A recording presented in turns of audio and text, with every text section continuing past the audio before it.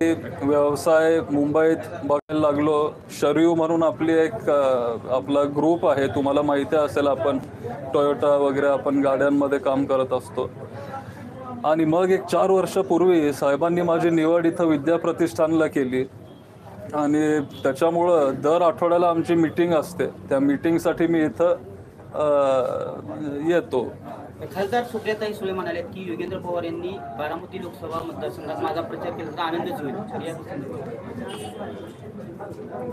मलाही आनंद होईल.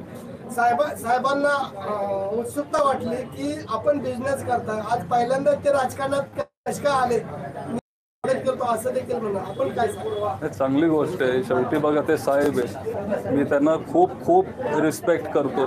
आता तुम्ही सगळे पण मला खूप पूर्वीपासून ओळखता आणि त्यांच्याबद्दल म्हणजे मी काय बोलू शकत नाही. मी खूप छोटा आहे.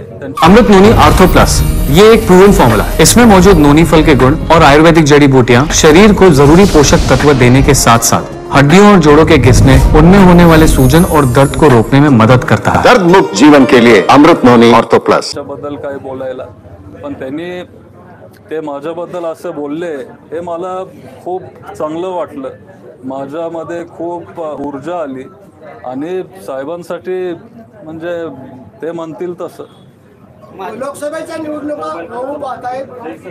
युवकांचा वर्ग आपल्या बाजूनी, उत्साह युवकांचा देखील आपल्या बरोबर. आपण लोकसभेच्या मतदारसंघात दौरे करणार आहात. जर साहेबांनी सांगितलं तर करीन.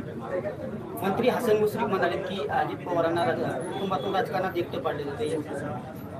मंत्री हसन मुश्रीफ म्हणाले की अजित पवार यांना कुटुंबातून राजकारणात एकटं पाडले जाते. त्यांना विचारा, मला माहिती.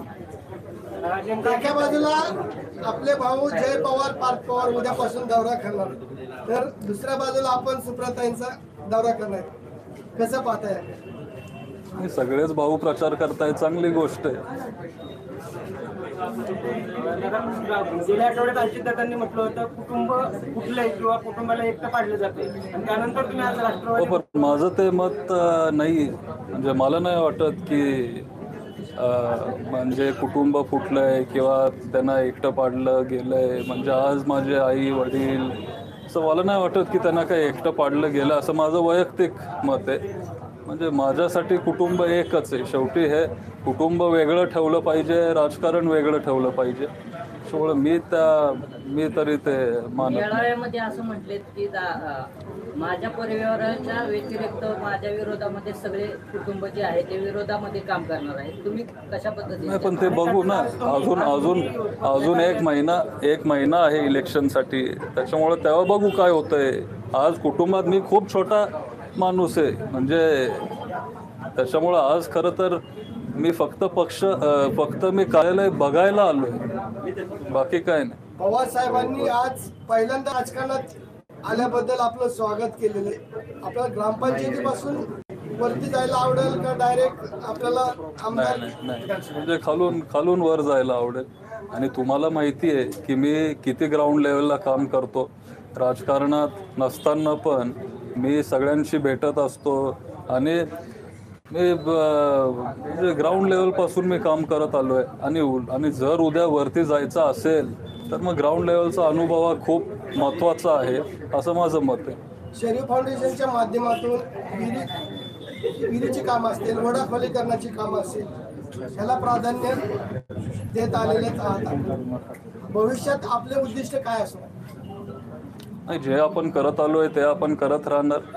म्हणजे आज आपण 1500 पेक्षा जास्त विहिरी खोदलेत आणि आपलं चांगलं नशीब का गुड लक म्हणायचं की 95 किंवा 99% विहिरींना पाणी लागलं. त्याच्यामुळं असंच आम्ही चांगलं काम करत राहणार आहे.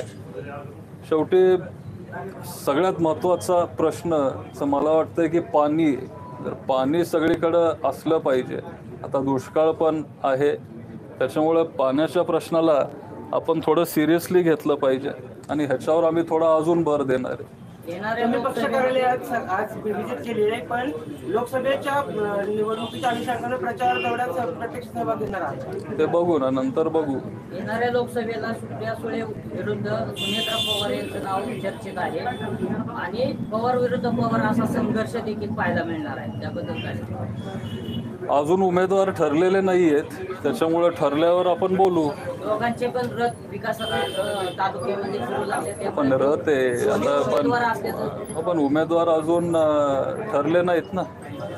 जर ठरले तर तुम्ही कशा जर पद्धतीने- ठरले तर बघू. आज पवार साहेबांनी राजकारणात याचं स्वागत केलेलं आहे, परंतु कायम कधी राजकारणाच्या बरोबर न राहिलेले वडील श्रीनिवास पवार किंवा आई यांचा आपल्याला काय संदेश आहे? शेवटी आई वडील आहेत, त्याच्यामुळे त्या नात्याने ते नेहमी मला सपोर्ट करतील, नेहमी ते माझ्या पाठीशी राहतील. आणि साहजिक आहे ना, कुठलेही आई वडील तसेच मुलांना सपोर्ट करत असतात. सर, हिंदी में जानना चाहेंगे आपके एनसीपी कार्यालय में विजिट अरे की है? हिंदी कशाला आहे? हं? बोलिए, क्या बताएंगे? आज विजिट की है आपने, जे मराठीत बोललोय तेच ट्रान्सलेट कर ना. हिंदी वाइज में ते एक द्या. क्या बोल रहे? हिंदी में जानना चाहेंगे माझं कि आप मुंबईचं हिंदी आहे रे. आज विजिट की है आपने शरद पवार के कार्यालय में, तो कैसा लग रहा है? और लोग यही नहीं, मैं क्या है कि मैं बहुत सालों से इधर बारामती में काम कर रहा हूँ और अभी इधर नया पक्ष का कार्यालय हुआ है, इसीलिए ये ऑफिस को मैं अभी देखने के लिए आया हूँ. लोकसभा चुनाव में भी आप सक्रिय हो सकते हैं. देखेंगे, अभी जो मराठी में बोला है वो देख